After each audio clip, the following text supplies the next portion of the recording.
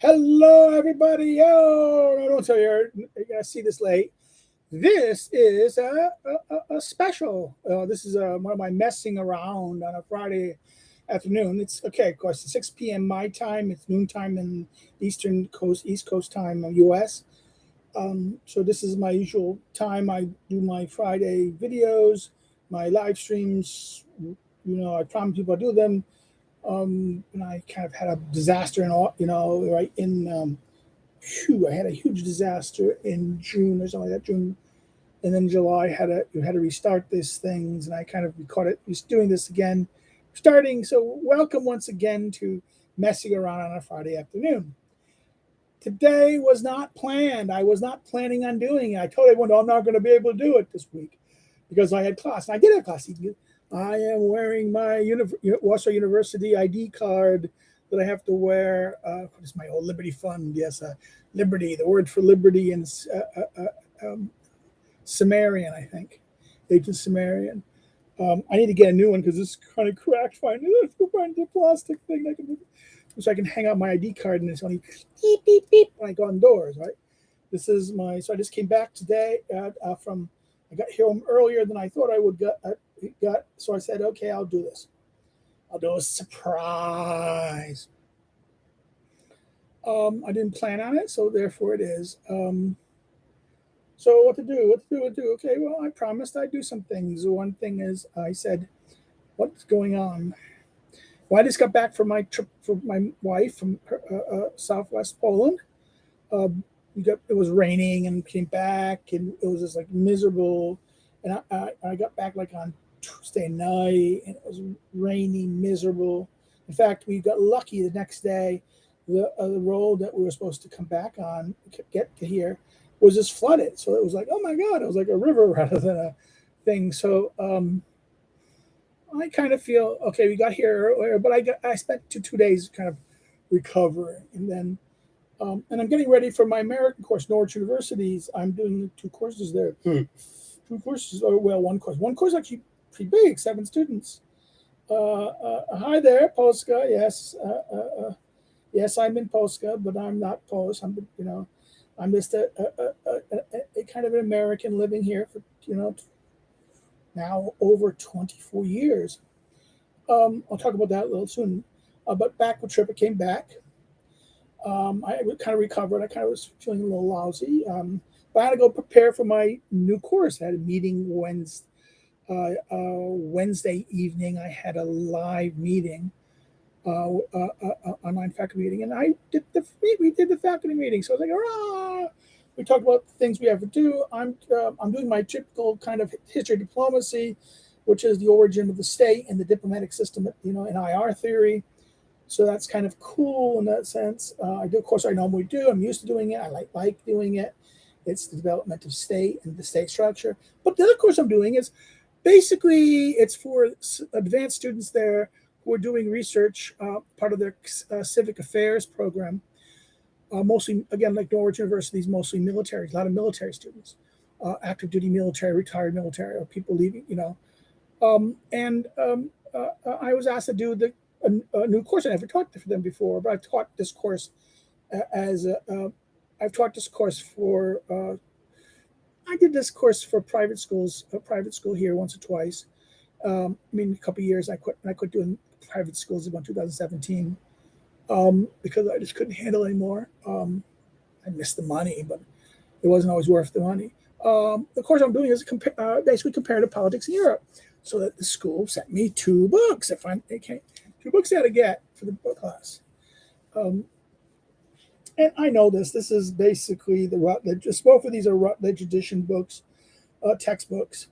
Contemporary European politics is again its comparative approach introduction. It is, and this is another again. Both of them are kind of doing the same theme but different approaches. This is more systemic. It crosses packs, and this is country by country approach. So I'm going to be doing that. I know that I use these editions.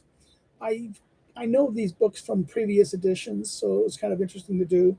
So I spent a couple of days reading it, getting the book. One book came on Thursday. So I spent last night mostly looking at it, actually reading it while going to school today.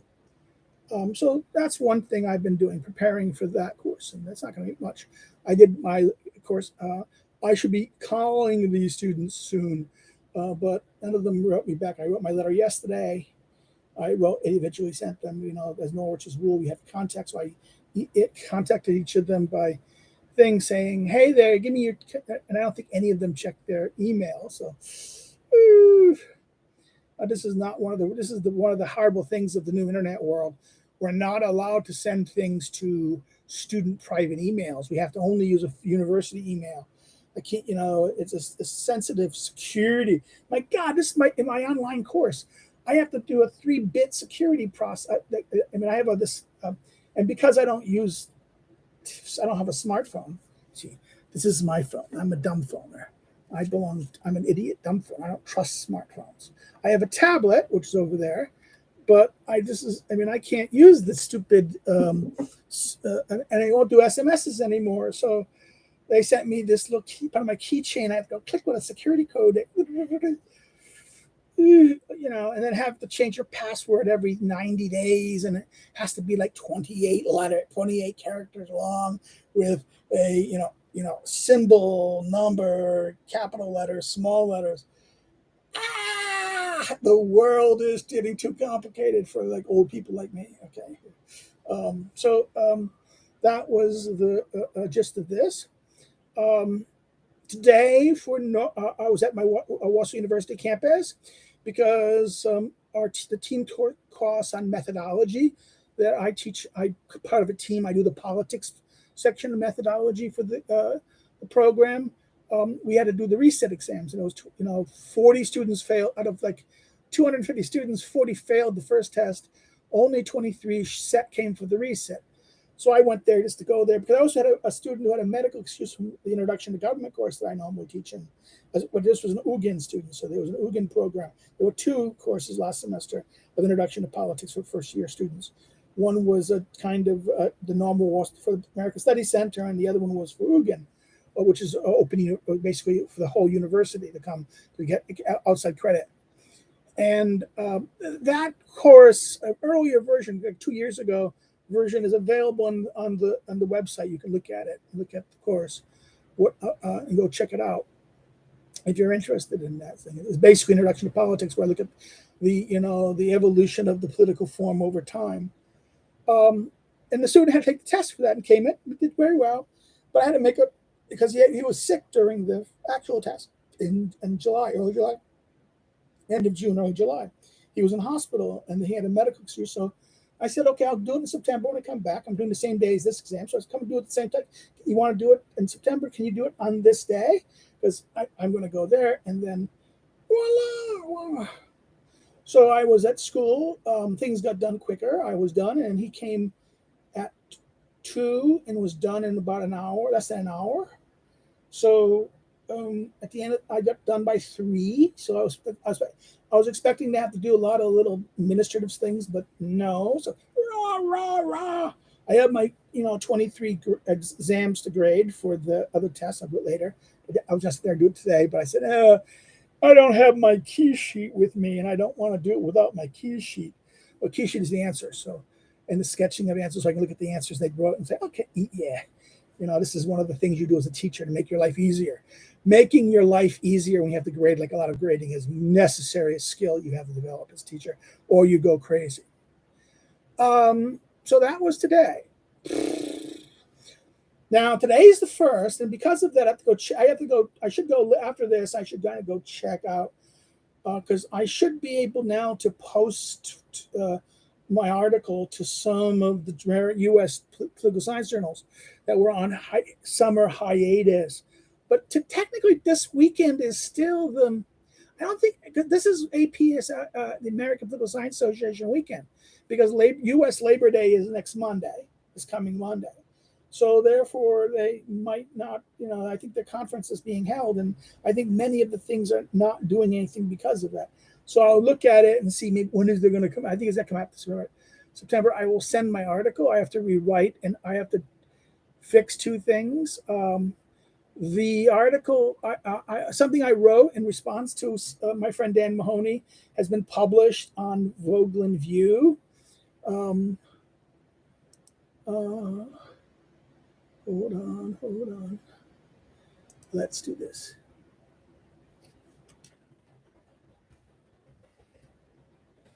Vogelin View. I'll get it. And the link, you guys won't see it. Um,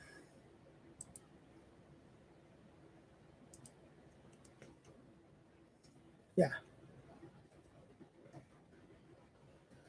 I put the link in there. So, voila. Um, hopefully, people will I want to read it. It's kind of an interesting article. It's kind of response to his kind of what I call the traditional kind of conservative attempt to kind of reframe, defend, 1.5 cheers for populism kind of thing. The famous something properly understood. Right? This is trans rights properly understood. This is kind of a conservative meme in that sense, right? And I kind of, and I've been a good friend with Dan for many years. He just finished his doctorate. I met him as a newly minted PhD when I was just getting into my doctoral studies program. And it was funny because people said, "Oh, we gotta get along to each other," because we both had these. We read so much and read stuff, I read in areas that none of the people that he knew and hung out with, his fellow students at Catholic and at Fordham, and places were not. Weren't really interested. The Straussian people didn't. The Straussian students, the kind of students of Strauss and the kinds. He was a student of. Uh, Mary Nichols just as she was there before she went to Fordham. She was first at Catholic, and then she went for a year or two at Delaware, and then Delaware to Fordham, and then to Fordham to Baylor, and now she's retired. And she has a new book out on Aristotle. Her book on Aristotle ethics is just out. I should buy it. But Dan was a student of hers, and we knew very good friends. I'm not saying I'm not. I mean, we're not good friends. We knew each other. We kind of hung out with each other, friendly towards each other. I respect a lot of his work. He's written a lot. He writes a lot. He was an editor. He was a book review editor at Society magazine for a long time. And I think he took over the journal for Peter Lawler, the political perspectives of political science journal. I was hoping that he would take over Modern Age when Peter Lawler died, after Peter Lawler died, but that never happened. So, okay, I understand. Um, other people got it. Um, but he's written two books recently. He's written a couple books. His book on statesmanship, Statesman as Thinker, which is a very good book. I have issues with. I mean, my only issues with it, I wish we had more on statesmen and less on the thinkers. But I understand what he's doing. This is kind of like a imitation of what Aristotle did, the artist as thinker and thinker as artist, right? Then he wrote a book on. It's a book basically in Pierre Menat and come on, the English guy. Come on, my blanking. I'm blanking. Menat is a Frenchman. The Englishman. Roger Scruton. And I'm not that much. I have issues with Roger. I've always had Roger. And this is why I've always found myself more in agreement with, even though I consider myself religious. Scruton wasn't, but Scruton talks about religion and uses religion more, and this is what distinguishes him from someone like Starkey. And I find myself always more in agreement with Starkey than with Scruton on these things. And I think Scruton's too aesthetics, overemphasizes the aesthetics are important, but aesthetics are not the logic of aesthetics is not the logic of the political and logic of law. So Dan really is one of these things, and I think my response to Dan was kind of saying, no, you're not.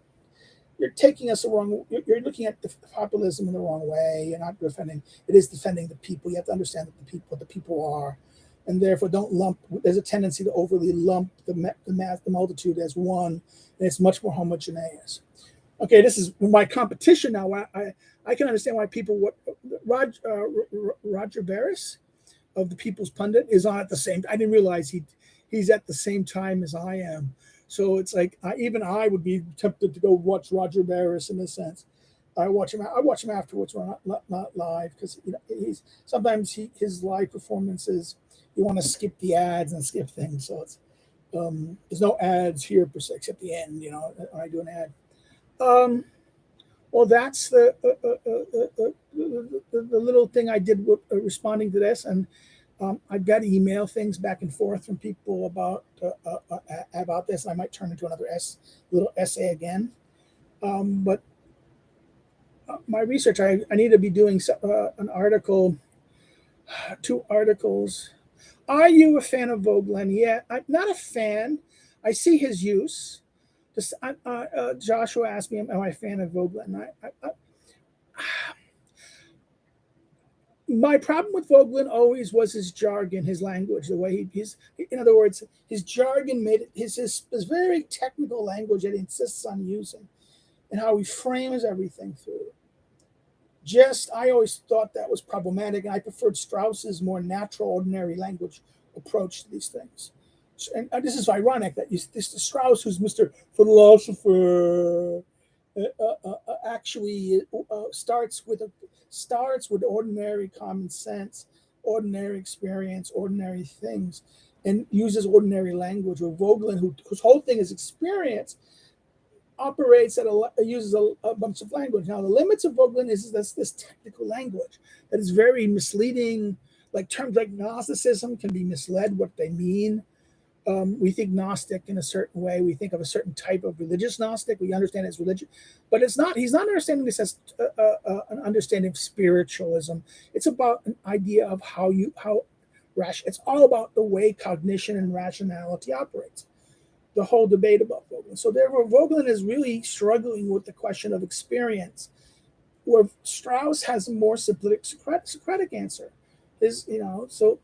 Yes, I think to understand ideology and the ideological mind and the way ideology works and how it distorts reality, Vogelin is better than Strauss.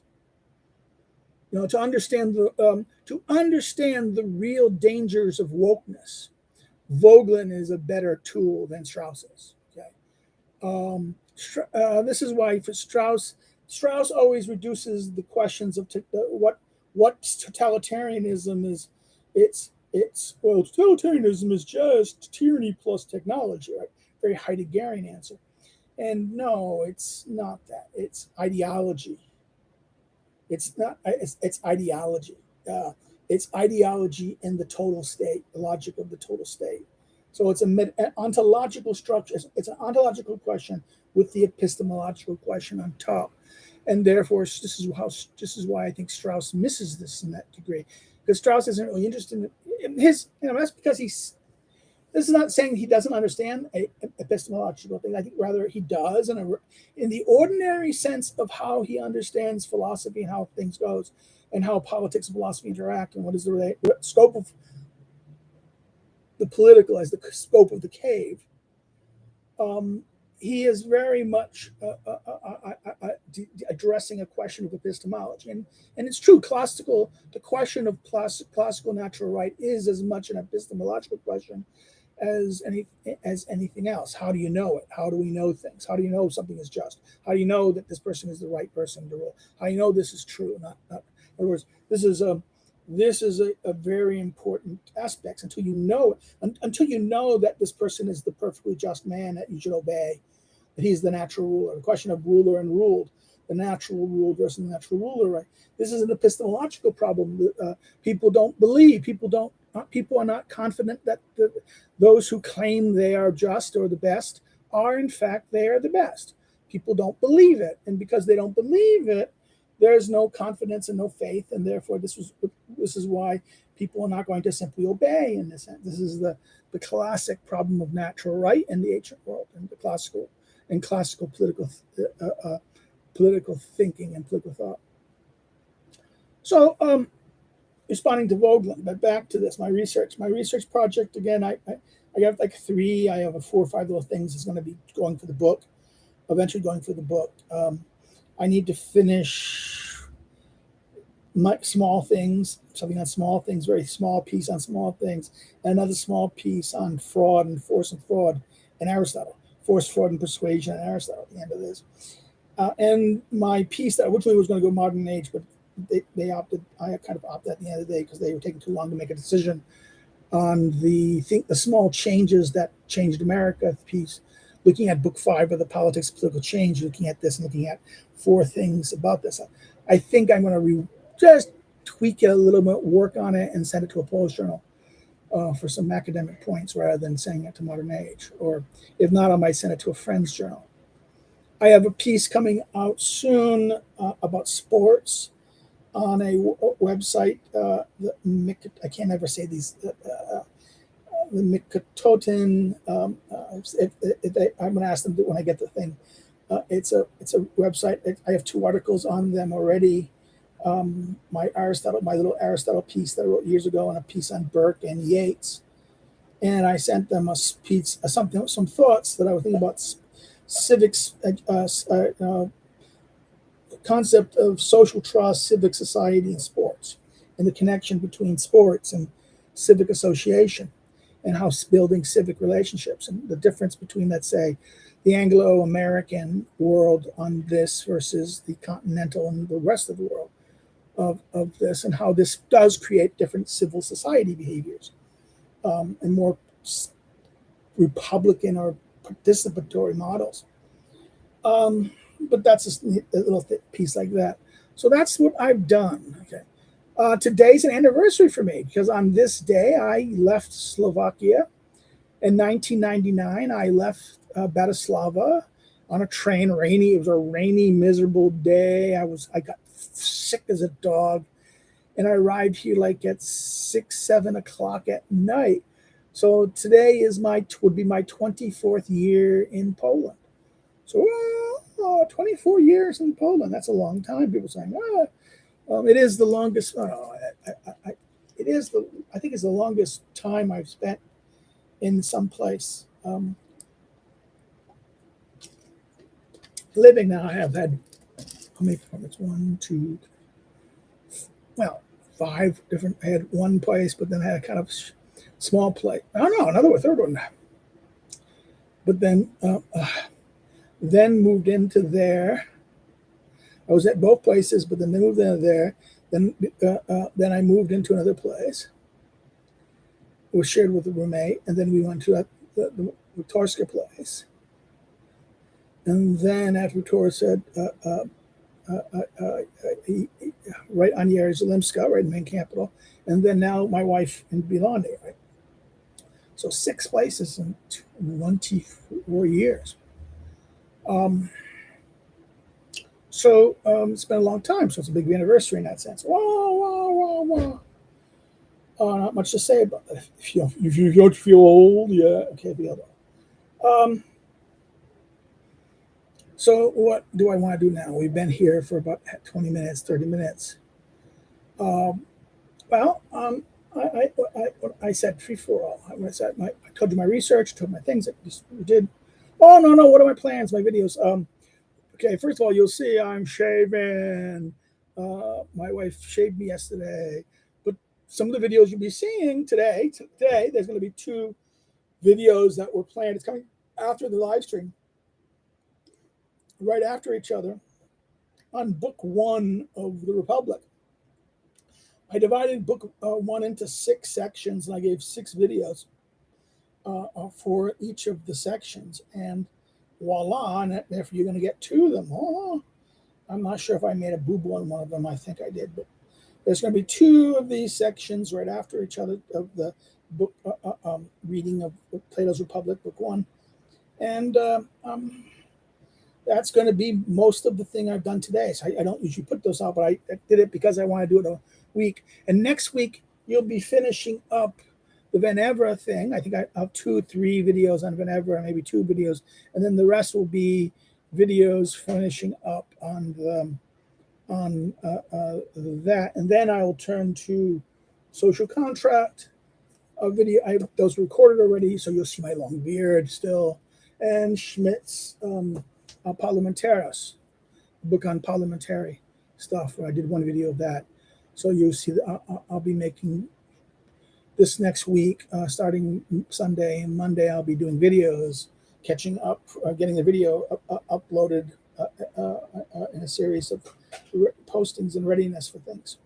So that's my video schedule.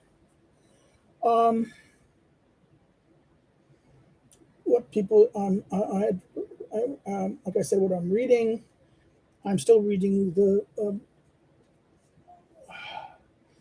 Aristophanes for my group. We're going to be doing the birds. There's two birds. There's the one.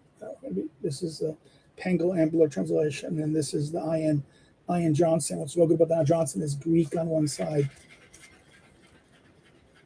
and English on the other, like the Loeb. And the birds are fantastic play. It's about, what is it about? It's about these two guys fleeing the city because of lawsuits. They go to the birds and convince the birds, because I think the life of the birds will be carefree and free of the problems of they suffered in that. And the birds at first are, they find the bird who was a god, the bird who was a king, who does turn into a man king, who then they was turned into a bird, Upi bird. They talk with him and they convince him that he brings the birds in, and the birds first attack the two, but then what happens is they give them a chance to listen after he kind of persuades the birds not to just kill them, that they have a good idea, something advantageous for them. And the plot that the characters, the protagonist's plot is a device that to give the birds the power.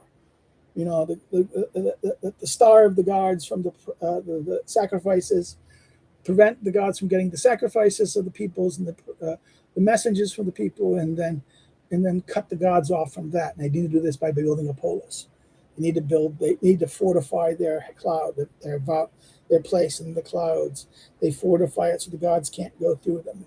It turns it into a polis. In other words, the vault, the word vault, and it's polo, and then becomes polis, and that is playing with the polis and the vault, the heaven, between the heavens and the earth, right? That the sky becomes now a polis, an armed camp that the guards can't go through. So, and then there's the whole thing of the people coming up there, if they're trying to get Sapelket to come up there to kind of get in to become part of the scope of power. And then he's kind of dismissing of them, or throwing them, castigating them. And then lastly, the gods trying to sneak through, pushed back, and then they get the gods who are starving from their lack of sacrifices and things, make a deal. It's the great play in that regard. It's a very political play in the sense. It's kind of overthrowing the theology and establishing the reign of the birds, and who's really reigning the birds? A man who's been given wings. So it's a hilarious play, and that's really a thought. So that's what I'm going to be continuing this weekend. We finish up the birds, and then I hope we're going to be doing the knights, but it could be the Archeans. I think it's going to be the unless I convince people. I do not want to do peace. Or wealth. I just wanted to do 3 plays, and then we're going to be turning to the discussion group will be turning to Thomas More's Utopia. That's for 2 weeks. And then we're going to be doing the Plato's Laws, which is the monster book. Well, that's what I'm reading and what I'm doing in that sense. I'll tell you what I also, because of Michael Millerman, I'm not, because I don't follow him, but I see his videos and posts. I don't necessarily watch those videos. Occasionally I do, so I'm not in his classroom or something like that. But what I got from Michael is he pointed this new translation out, and Um, a new translation, not translation. It's an old translation from the of this, but a paperback of this book. It was a big, heavy book. I remember coming out, and it was only 100 pages. And for 100 pages for that much money, this was okay. This is not that cheap either, but it was. I thought, okay, I'll get it. It is about the question of what's called the basic terms in Heidegger, and it's actually interesting. I remember I did this as an graduate student with. Um, oh, come on. Theodore Kiesel at Northern, Ted Kiesel, and it was I mean, I studied Heidegger, like 2 or 3 courses on Heidegger with Kiesel, and it was some of the best time. I mean, and I thought, he, very much interested in this. Oh, so this is why I kind of looked at Milliman's thing and okay, it's interesting. I didn't know that's out. Oh my god, that's out paperback. I should buy it. So I bought it. I looked at it kind of a little bit. Um, so it's about 30 minutes into the game. So what topics? What topics? Well, I can talk a little more on Vogelin. I think that's going to be hard. I mean, my colleague from graduate studies, Laurie Johnson. Now, Laurie Bagby was her name. Laurie Johnson Bagby. Now, her and husband separated, so I her maiden name, Laurie Johnson. Laurie Johnson is a very outstanding YouTube series on political philosophy, and she's done several videos now on Vogelin, which I think is very good. She has. I mean, she's using it kind of like she's better, I think, in using the video thing and putting up PowerPoint things and talking over the PowerPoint. I'm kind of not that. I never liked PowerPoint and doing things like PowerPoint for that. I've always been kind of, and I only recently, after my first couple of videos, that I decided to put up the text and let you kind of scroll through the text, scroll through the text. So, but Vogelin is Laurie's Johnson discussion on Vogelin is actually good. I think it's a little bit superficial, though, in the sense that I don't want to say superficial, but it is. I think it's superficial in the sense that she doesn't really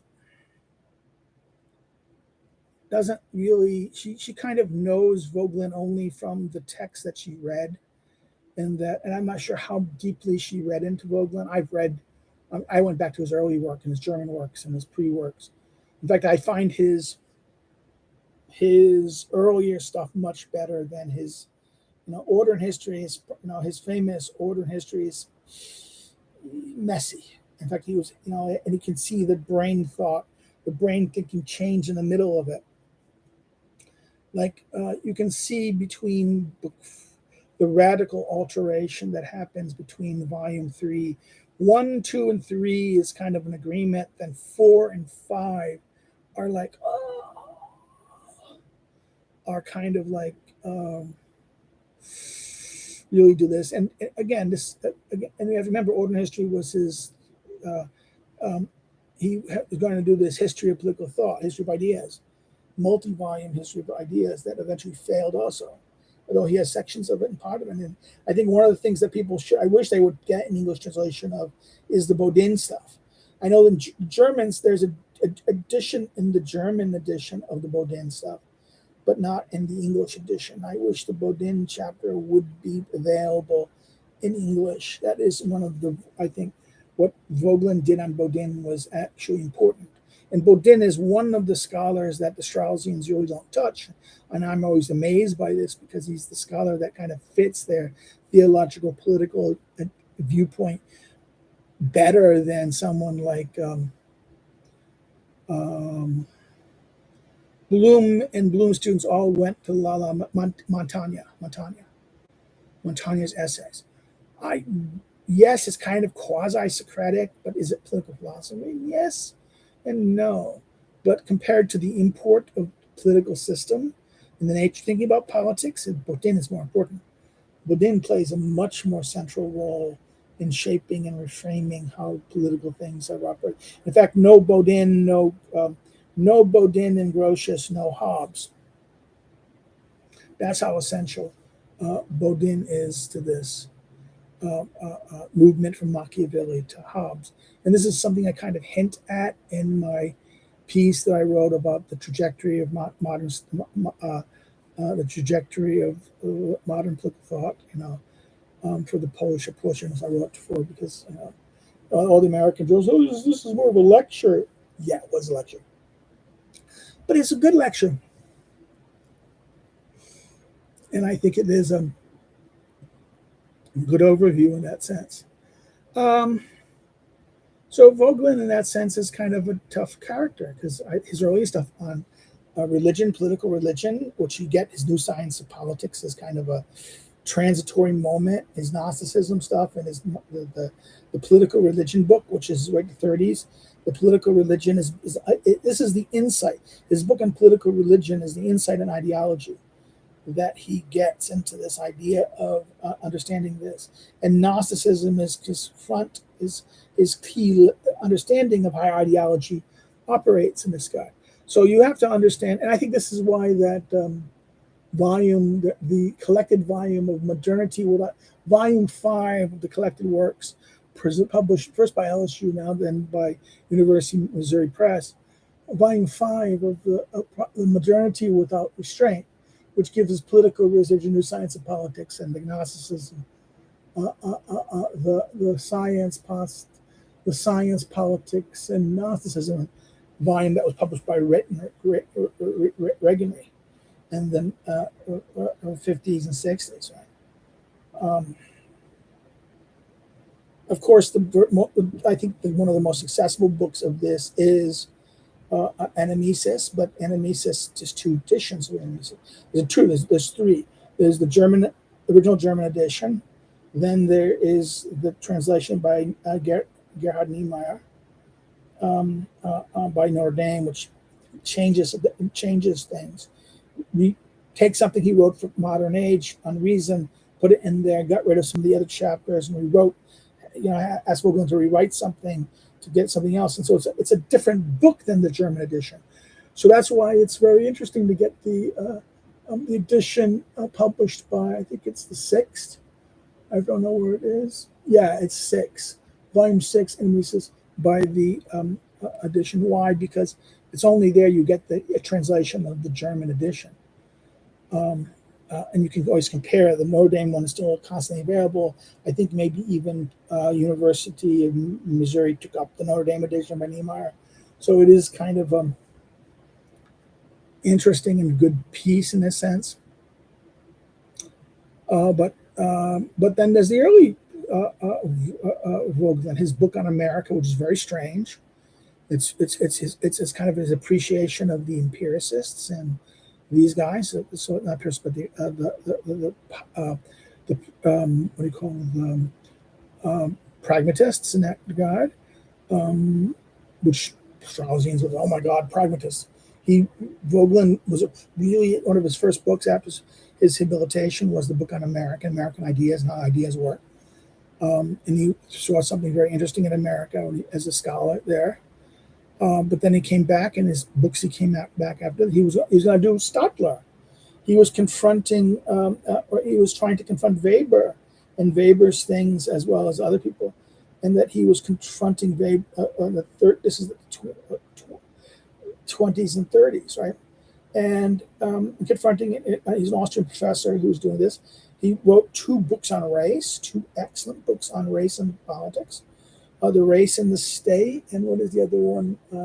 Race and State, and the 3rd book is called The History of the Race Idea.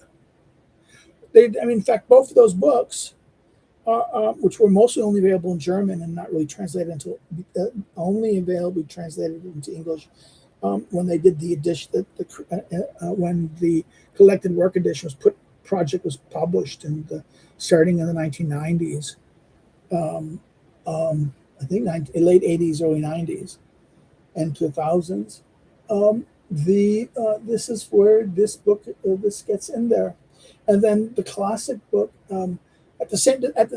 His attack on the Nazis and attacks on race thinking. Arendt uses it in her book on totalitarian, very much influenced by Hannah Arendt was very much influenced by Vogelin of the 30s, before the Auschwitz in 38. So when the Nazis took over Austria, he fed a flea. The SS was knocking at his door. In fact, I have a story about that. I had to flee to Switzerland and from Switzerland to the U.S., right?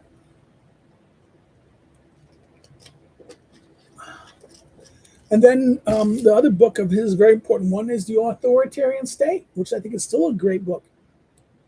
It was within his attempt to kind of address the Stadler tradition, theory of state, the state theory that was dominating Germanic and continental thinking of this. And therefore, it was kind of like The Authoritarian State was kind of an answer. I think The Authoritarian State is a book that's still worth reading about. If you want to, this is, I joke about this.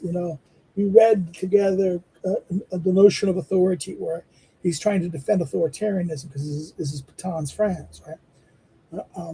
Defend authority. Therefore, to defend authoritarian, you have to defend the concept of authority, right? But no, the authoritarian state in Vogelin's understanding is a completely different construct. And I think it's one of the books that really need to be read to understand authoritarianism now, I think, as an alternative to alternative to Nazism. We have to understand the Dollfuss state, and what the Dollfuss position was complete anti-Nazi. And originally, even Mussolini originally was opposed to Nazi ideas. Only later, as Hitler grew stronger and the Allies was weaker, and that Italy now was competing with England, was in conflict with England over Libya and Egypt and Somalia, not Somalia, but Egypt had Somalia, but Ethiopia. Right.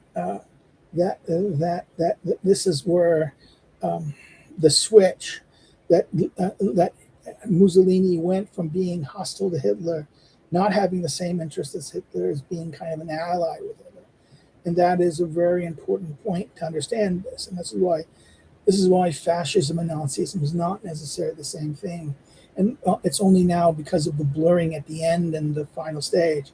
But then we have to remember, look at what happened mostly in Spain, but even someone like in Portugal, what's his name? I forget his name. The Portuguese guy,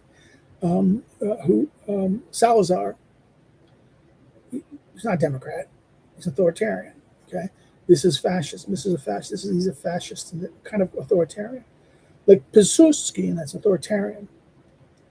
We can say Pilsudski was not. I don't think it's fair to call him a fascist, but he's not a liberal Democrat.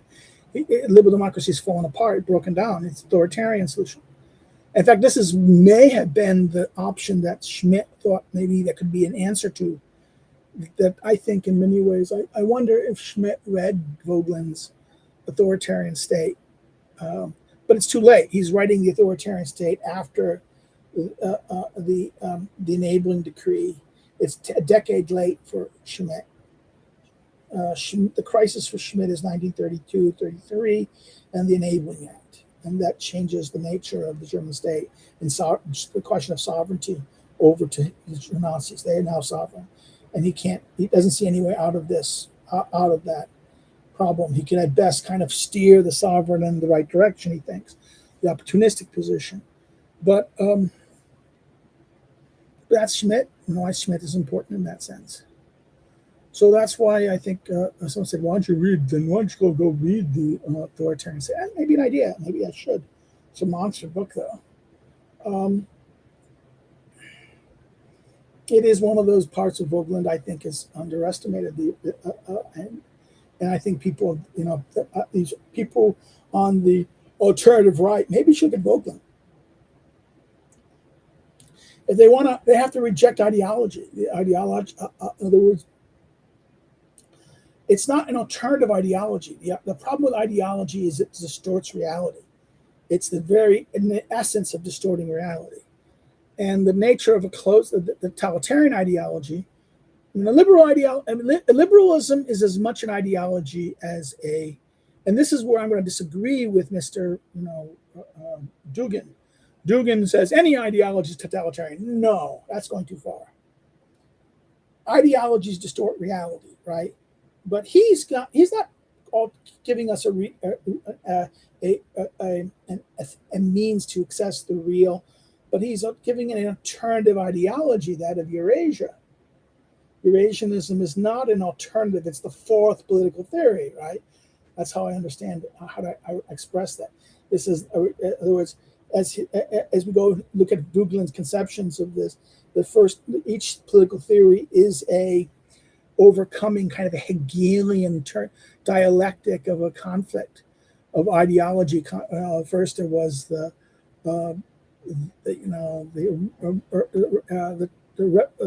rise of liberalism, then the challenge of fascism, the challenge of communism, and now the fourth is this overcoming liberalism, right? No, I think I think that's only kind of stuck within the lens of ideology, treating ideologies through a Hegelian lens. No, Vogelin would say to Dugin, no, my God, you've misunderstood it totally. Ideology is any system, a systems of belief that acts as an intermediate lens of reality that frames our understanding. So all rationality is now interpreted through the lens of, and then experience, instead of our reasoning engaging with our experience to understand it, ideology now is this cognitive filter, which then places through the experience that we experience through the lens of ideology that then our reason operates under. It reframes and recategorizes things. Now, the difference between a totalitarian ideology and let's say liberalism is that liberalism is somewhat open to the world. It's not a closed system. Totalitarianism is a closed system. It's a closed system. There's no alternative. There's no responsiveness to the environment, to the environment or the experience. It's not responsive. It's a non-responsive system. That this is dogmatic. A dogmatic ideology that insists that this is truth and I'm going to do it, versus a kind of responsive ideology that adapts. And liberalism, for all its problematic character, is nevertheless a responsive ideology. Now, the question always this is a question I think we have to confront the question of liberalism, is it, in other words,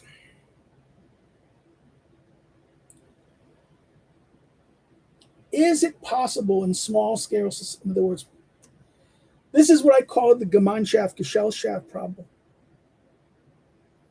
That the small scale, our immediate small scale world, and therefore in a small scale immediate world where everything is close to our eyes, everything is at hand, everything is close to us, everything is knowable, we are close to, we know all our fellow neighbors and our things. There's no need for a cognitive filter.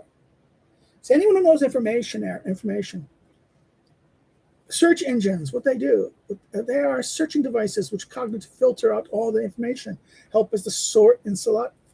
We create these. So what does ideology do? Ideology is a sorting mechanism for a large scale situation. So once we move from small scale things to larger mass entities, where you don't know everyone and you only know people the third or fourth hand, and not everyone knows it, and that you don't know it, and only through perception, through media, mass technological media, and mechanisms that we don't know people by, and we have to.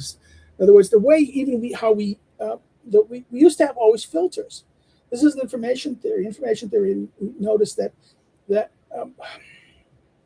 the emergence of modern nations led to the need to create uniform cognitive controlling mechanisms. The rise of the nation state occurs through mass media. First, the printing press, then the press, and then what happened with the press? At first, the press is decentralized, massively decentralized, and it was very easy to someone who got a press to do this. That's why you had to have police, but therefore the size of the entity was limited by the responsive control. Therefore, even though you had large nation states, there was always a place or country or region that would have a press that would be able to do things, like Amsterdam and the Netherlands. That was a very radical place where multiple presses and therefore books that places and that the authorities in France would not like the church with this, the kings with the time the church could use the church as a mechanism of kind of policing the information. And that's why the church created indexes, right, to prohibit books, not only for the church's reasons, but also political reasons. They're rulers that helped the church, and the church helped them back and forth. The Reformation was a great radical. I mean, the Reformation would not have been successful if it wasn't for the Gutenberg press. Two reasons, many reasons for this. This is a very important point. Mass literacy would not have been possible without the Gutenberg press. But the Gutenberg press, as it originally was decentralized structure of production. It is only with technological production and mass through steam production and things like this, and the speeding of transportation through railroad and then later by teletype. Therefore, you could have, in other words, teletype and teleprinting led to the possibility of a newspaper. You could have the same newspaper across the whole nation, the United States, a continent, the same exact paper the same day, not months or days later, weeks later, and therefore could be printed at different locations, be printed, distributed locally, and everyone would get the same thing. So this is how you should understand ideology, in a sense that it is a mechanism of technology that we use in order to process. This is why ideology happens at the French Revolution. It comes up in time of the French Revolution on how we're going to govern this mass-scale society. In this sense, how we're going to do this. We need ideology. Now, of course, people say, oh, Bonaparte is using this negatively, dismissively about this idea. Yes, I think that's true, but the term itself gets its meaning in terms of a system of belief, a systemic system of belief, but not only belief, set of values and beliefs, but also a filtering system of how we evaluate the world we're evaluating, the information from the world we're evaluating. And that therefore we are now the decision makers will just make decisions from this. This is the change, I think, is the way Vogelin, this is how I would say how, after reading Vogelin, thinking what Vogelin means by Gnosticism, and looking at what is meant by, totalitarian ideology. And again, reading Vogelin's, I would, combine,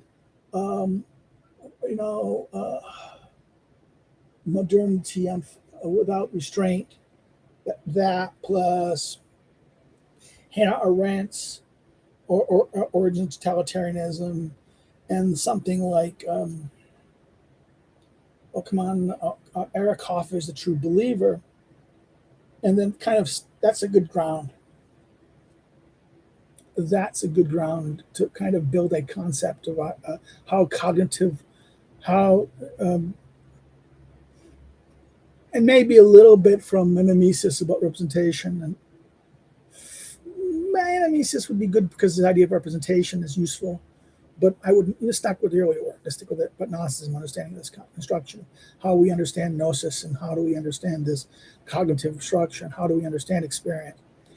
And I think this is a very useful thing to understand what not only Vogelin's up to, but also this is the way we could confront the problem of I think mass scale society as well. This is the problem. I think there's an argument is that once we live in such a, what the German would say, Gesellschaft. Not Gemeinschaft is community, it's small scale, it's organic, where Gemeinschaft is voluntaristic. It's all based upon contract agreements and structures of interest, and voluntary and interest based. Okay, and therefore this you and as Durkheim argued that the that division of labor, large scale division structures of labor, allows for utility, the creation of shared utility, and creating large society. In other words, this creates the possibility. In other words, the modern state and society is only possible by the embracement of this new mechanism of utility against the Gesellschaft versus the older conception of Gemeinschaft, which is intermediate, true experiential community. And this tension between these two things, which we modern thinkers wanted us to forget. Like Rousseau will constantly not speak of, will only speak of society and not communitas. To then, if he does, it's only these terms kind of become synonymous to each other in modern thinking, meaningless differentiation.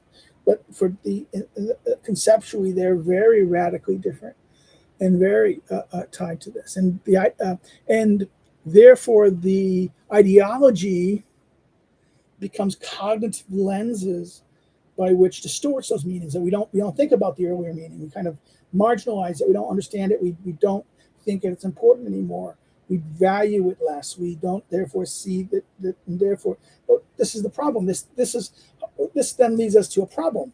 The problem with this is the ideology makes us see a world and understand the world a certain way, but then reality is this way, and very soon the our cognition and understanding is going to run head with the actual reality.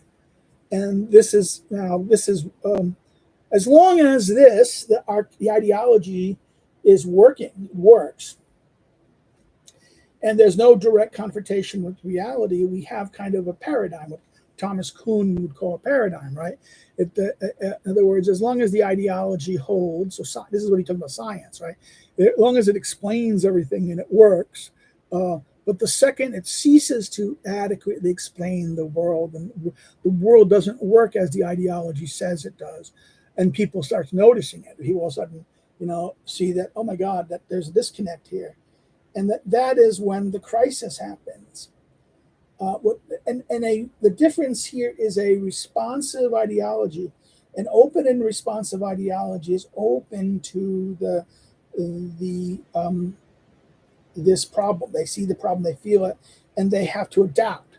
The ideology will seek a responsive ideology will adapt itself. It will alter aspects of the ideology so that you get a situation where what the outcome of the ideology and what happens in the world are again in a situation of it's working. In other words, it's not at complete conflictual or at odds in this sense. And I think this is what I think Vogelin's insight here is this. I think this is my addition to Vogelin in that sense, is how I would add on top of Vogelin this factor of how it's this, not all ideologies. See, for Vogelin, all ideologies this way. And I think this is where the problem gets in there. All ideologies is totalitarian in a sense, or proto-totalitarian.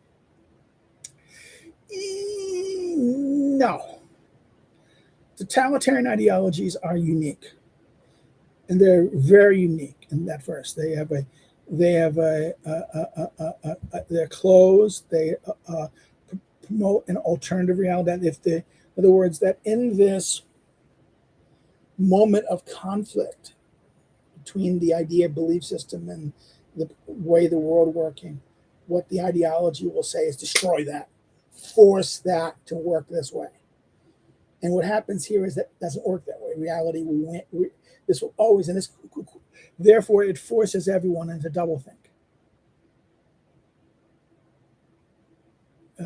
when the world, the reality doesn't really conform to the way that the system says, then the only response is doublethink, because the system will crush. It will not tolerate anyone who wishes to alter itself. It's not self-correcting. It's a closed system. This is the truth. This is what history has determined to be true, or race science has taught us true, or the prophet has told us to be true.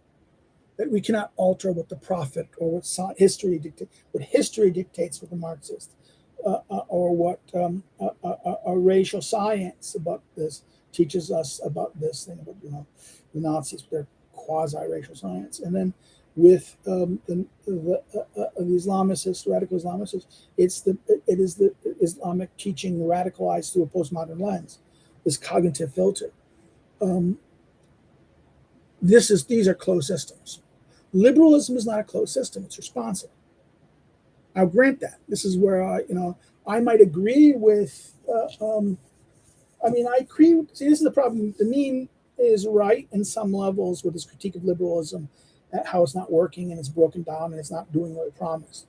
He's right about it. And the problem is that those who control liberalism, those who are managing the liberal state, aren't liberals really. They are radicals. They're not necessarily communists, but they are kind of quasi-communists. They're woke. Woke is a new thing. This is where I disagree. I agree with what's his name? David Stocky also agrees with this. Religion. It's a religion. I agree with Mitchell. Mitchell's American Awakening, and against the idea of Jordan Peterson and people that this is postmodernism, Marxist. It's neo-Marxism. No, it's not. It's something different. It's something really different. It's not Marxist ideology. Marxist ideology is bad. This is more fair. This is more dangerous and that zealotous and more powerful than Marxism in that sense. And I think I'm going to end here. We're at the hour mark. I said I'd do. I wasn't planning on doing this chat. If you've liked it, like it. Hit the like button. Share it with a friend. Share with other ones. Those who see it later, see it again. Watch it and hope get your friends to share the live stream with people that they would see this and look at the thing.